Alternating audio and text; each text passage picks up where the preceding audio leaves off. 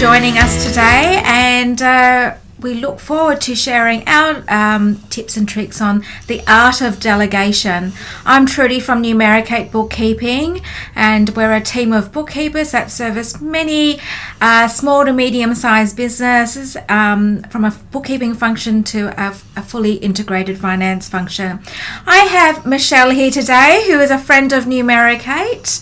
And Michelle, would you like to share with everyone what you do? Oh, hi. Thanks for having me, Trudi. Hi, everyone. My name's Michelle Broadbent, and I am a business strategist. I work with small business owners to help relieve them of the overwhelm and the operational challenges that come from running a business on their own. I'm very much focused on helping them grow their businesses and take them to the next level, and a lot of that involves bringing in resources for them to delegate to, so that they can spend more time working on their business instead of in it.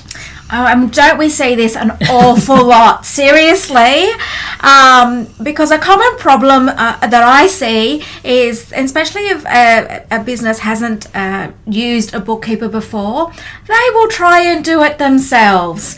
And then, of course, it creates so much of a headache for us bookkeepers and accountants.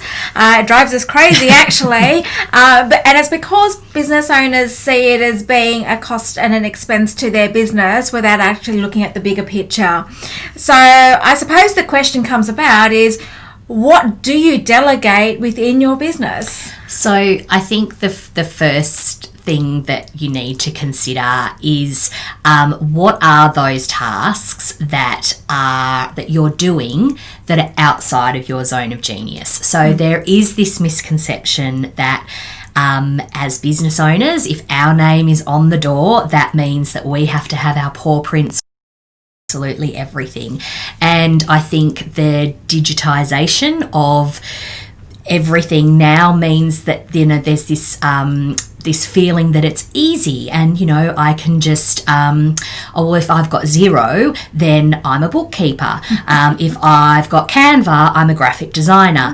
And we might be an absolute gun at our thing, whether we're, I don't know, an architect or physiotherapist or whatever, but it doesn't necessarily mean that you are a bookkeeper or a graphic designer. So it's those tasks that are outside of your zone of genius. Well, I was going to say that it actually even happens in my instance, and I think it's why would you try and attempt to do someone else's expertise when you haven't been to university or to college or qualified in that field, and think that you can do it yourself? And a good example is, I suppose, even within Delegate, I am hopeless at HR. That is not an area that I can do. You know, there is so many areas of Fair Work, and it just keeps changing. There is no way I would do that. So, of course, even Delegate, delegate that role to a specialist in HR. But yeah, we see the reverse, where business owners who are absolutely experts in what they do, and they come to us and say, I'm guilty. Xero did a fantastic job with marketing and saying how easy it is, but in actual fact, behind the scenes, you still need to know and understand the principles of accounting. That's so true. And I think, you know, we as business owners, we don't know what we don't know. So that's why we need to consider utilising experts. And so often I see people try to take a shortcut.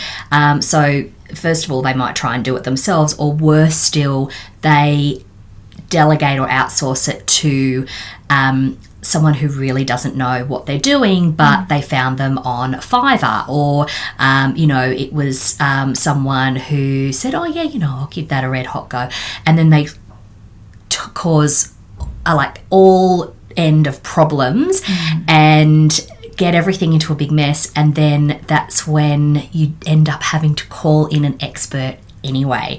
So I am a big believer is that, you know, you're going to pay somewhere. You're either going to pay in time or money, and I think it's best to just leave it to the experts right from the get-go. So I think especially startups or new businesses, they're just trying to save costs. Absolutely. And they start to lose sight of the bigger picture of what they're trying to achieve. At the end of the day, I always see that a business owner, they're an expert at what they do, so therefore they should be generating top-line revenue and stop looking at the costs, because if you have already the costs, whether it's or someone in marketing or someone like a bookkeeper or whatever, they build it into your budget and build it into expenses, so you actually know how much revenue you need to bring in each month, and then you get a bigger picture of what you actually need to do as an expert in your core product, what you need to do and sell. Absolutely, and focusing on that. So I think so often we go, oh, but I only spend half an hour doing that each day, or it only takes me a couple of hours a week. But a couple of hours a week equates to 2 weeks a year, or actually no, 2 hours a week is more like a month a year. So that's like, imagine how much revenue you could make during that, like a month. Imagine giving yourself a bonus month every single year by cutting out a task that you're actually not really an expert in. And the other thing is that you, the non-expert, may take 2 hours to do something, but an expert, because they know what they're doing, they know the shortcuts, they know the efficiencies, and it generally takes them far less time to get the end result, because that's what they do. That's their zone of genius. So as far as from your experience, what are the different areas that you're suggesting to people to get other experts to come in to help them? That's a good question. And look, I do think that it depends on your business, but if you're going to allocate some money to outsourcing, I would definitely look at bookkeeping and accounting, unless you are an accountant. But even then, I think sometimes that second opinion is really important. Legals are another one, contracts, all of that kind of thing.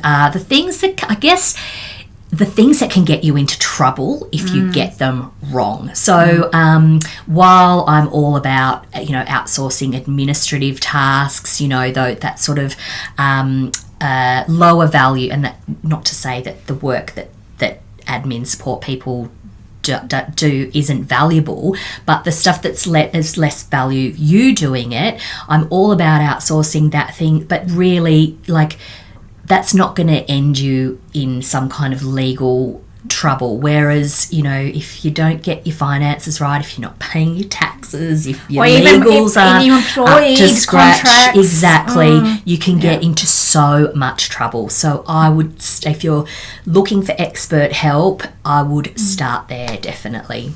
And I think also, if you have a really good bookkeeper, they should be able to forecast your cash flow, because I think one key area of new businesses and even businesses in massive growth, because growth is just as painful as being a new business because of cash flow, is that if your numbers are right, it means then your bookkeeper should be able to tell you what you need to bring in as revenue. So then you can then go and focus on your sales and where are those sales coming from.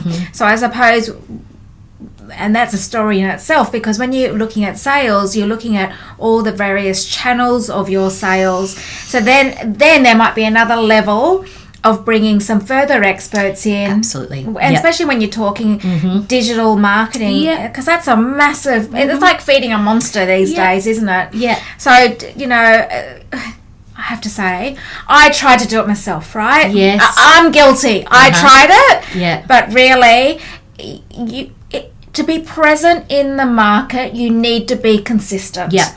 To be consistent is time. Time is money and opportunity cost. So you know what? Yes, in the early days, that's probably one area where I was like, I should have got an expert in at the time. I learnt from my lessons. So hopefully I'm sharing my lessons learnt here, Yeah. that you do get someone else to do it for you and to help you along the way with it.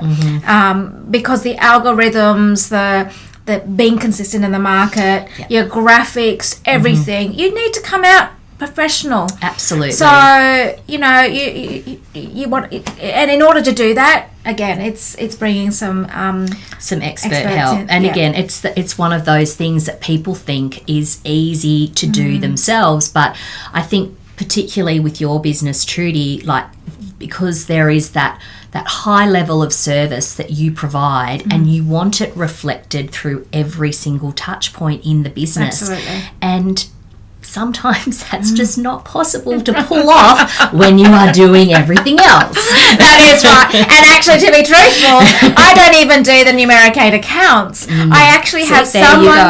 I have someone else in the business that manages all of the Numericate accounts, payroll, and all of that. I do not do. Yep. I'm best being in front of my clients and giving them advice. That's where it's key. Yep.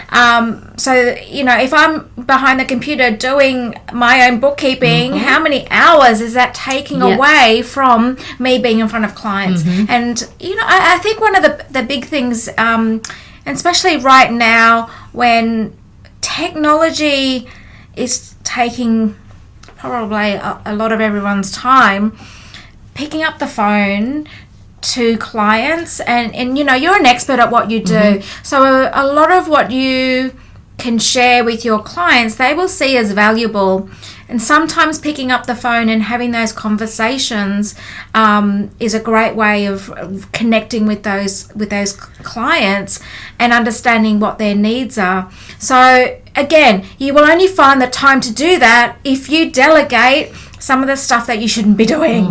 That's so true. I think it's when you're looking at what to outsource or to delegate, you need to look at what activity you're doing that is directly helping you achieve your business goals. And you kind of have to look at yourself as a business owner and go, okay, do I need to be the one to do this? Like, yes, okay, this needs to be done because it's getting us towards achieving that goal, but does it really need to be done by me?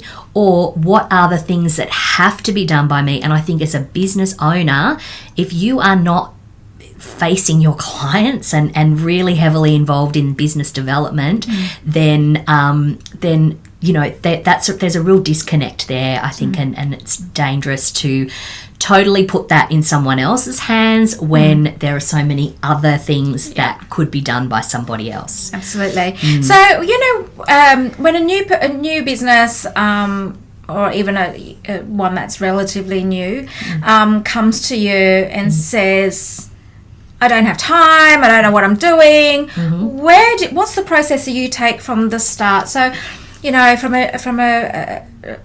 someone that's just been referred to you and like, where do I start with so them? Usually what I actually get them to do is I get them to do a time task tracking exercise, and you can do this as granular as you feel comfortable, but ideally it's you start the clock when you get up and you end the clock when you go to bed, and you keep a track of every single thing that you do throughout your day and how long it takes. So and how long it truly takes, not sort of retrospectively and go, oh yeah, I think I spent half an hour doing my bookkeeping this yesterday. It's like, actually I started it at 10 and I didn't finish it until 11:45. Or it's the weekends. Yes, all the week. And that's why I'm saying from when you wake up, so not just your work day, because so much of our work actually creeps into our personal time. So keeping a track, and I usually look at the ideal amount of time to track that for is a week, but even over a 3-day period, another sort of modified version of doing that is actually just setting an alarm on your phone every half an hour and write down what you're doing or what you have been doing in that time. And that the data there doesn't lie. It is, that's the facts. It's like when you're on a diet or doing some fitness regime and you keep a food diary. It's very, very similar, and there you're looking right there at the cold hard facts of what you're actually spending your time doing. And it's so telling when you go through that process and you see exactly where the energy is going, where the time is going, and how much time is being spent on things that you absolutely shouldn't be doing. What is really common is when there's a person, a business owner that says, I've been doing it on Xero or MYOB or whatever the software is, and they'll say it only takes half an hour, and then we actually get the file and we're like, yes, it only took half an hour because you made half an hour of errors. Yeah, yes. So now it's going to take us literally half a day to fix up. That's right. So I think people just need to be aware of the quality of the time even taken on those tasks. Yeah. Because they're rushing through it most of the time. Yeah. And again, they're not experts at it. That's so right. it's a half-hearted approach to something. That's right. Yeah. And again, it's seeing for real how long things are taking, because I'm sure that you would get people when you're doing things properly, and you'd have a client say to you, oh, well, why do you need 4 hours a month to do that? It only takes me half an hour.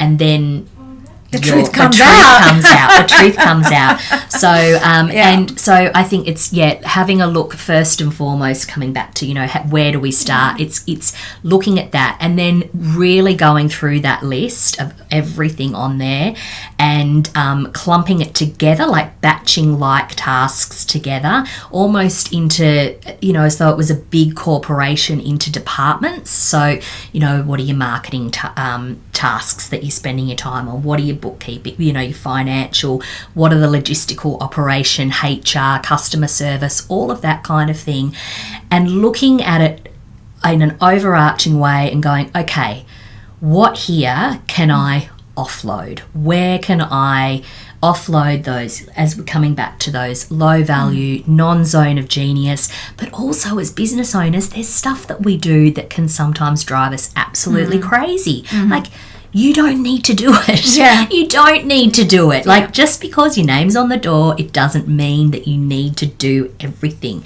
You can let go, and it is a bit of control relinquishing, which some people I'm going to say all business owners. A lot of business owners struggle with, but it's really, really important to be able to do that as well. So one way I manage my diary, and I think this is time management is a massive thing. Yeah. And so the way I've been doing it for years is colour blocking time. Yeah. And by colour blocking time, it automatically puts priority with where your time is spent. So, for example, my priorities are client-facing, client calls, which is yellow for me. New business is red for me. And then internal is probably one of the things that is less that I want to see in my calendar, and it's in green. So I colour code because there are certain times where I have to do new business. Yep. So I block it out and I future block it. Yeah. So when I go to my diary and I look at it and I'm not seeing any red in there, I'm thinking, what am I doing? And if there's too much green in there because I'm doing too much internal work, then I'm in trouble. So that is another way of making yourself aware of how much of your time is being spent on things that you really shouldn't be doing and you should be delegating to. Yeah. And I think, the colour coding is brilliant because it's there very visually. And if you look at your month or your week and go, like you said, well, where's the red? It's because you're bogged down in all the green stuff, the internal stuff. And that's when doing that time task tracking exercise is good, because it's like, okay, what am I actually filling this time with? Why do I keep getting pulled away? And why aren't I prioritising the red? It's because, and look, the tasks still need to be done, especially if they are getting you towards achieving your business goals. But there's probably things on that list that don't need to be done at all. And it's okay to stop doing it. Just because you started something doesn't mean you have to keep doing it. And I think one of the key things as a business owner is the control factor on things, right? So as a business owner, you want to be able to see and touch everything, and I'm guilty of that. Absolutely, we all are. But the thing is that 95% of it can be done by someone else, and then it crosses your desk to go, can you approve? That's all that needs to happen. And then especially, like the likes of employee contracts. So you must have employee contracts, by the way, absolutely. Yep. And if you just wanted to make sure that the numbers are right and things are right, get a HR person to do the contract, because at least you know it's right and you're not going to get yourself into trouble. And then they can pop it under your nose and go, is this all good? And then that's it. That's the control factor you have, is the 5%. That's all you need. That's right. And I think too, when it comes to working with people like that and relinquishing control, it all starts with how well briefed that person is. So I think a lot of people, often when they come to me, they may have outsourced or delegated to other people before, and it hasn't worked out, right? So I will sort of delve a bit deeper and figure out why, and usually the reason it starts with them. As a business owner, they haven't briefed that person in properly. They haven't given them the full picture. They haven't enabled them to do the job well. And I think that that's critical, whether it's an expert, whether you're bringing in a new staff member, however it is that you're delegating, not enough emphasis is placed on that communication piece, that briefing. So the piece that you're talking about with time tracking, that in itself almost formulates a job description. Yeah, it does. It absolutely does, which is why, when I was talking about it, it's like clumping things together, and it's those tasks, and that's what you're recruiting for, whether it's recruiting with an outside consultancy or a service like a Numeric Aid, or it might be a PA or an office manager or a virtual assistant or a marketing support person. You're looking for the person to do those tasks because that's the work that needs to be done. What we don't want to be doing is finding people that are going to create more work for you. It's like, well, in order for me to be your social media manager, I need you to create, 1,000 hours worth of content, and I need you to do that before I can even lift a finger and help you. That's not what we want, okay? What we want in the business is we want volunteers, not recruits. We want people that want to be there to help you and help up-level your business and support you with the stuff that actually needs doing. So by not going to create more work for you. And so with the creating a job description from your your time tracker, not only does it allow for a job description, but it also it allows for a KPI as such. So when you go to a service provider, like you were just talking about your content and your SEO, your digital marketing, in your time tracker, you may have said, right, I've just done the content for, 5 blogs or whatever it might be. But then guess what? You can say, right, well, I want you to deliver me 5 blogs. So by doing that KPI, it all of a sudden frees you up to go and do what you want to do, but it also gets the expert in to do it. And then, by the way, you still have control over what you're doing. Yeah, you do. And you can still, and part of that onboarding and everything is putting in those checkpoints, right? So, I bring in a copywriter to write the blog posts, again, coming back to the really great brief,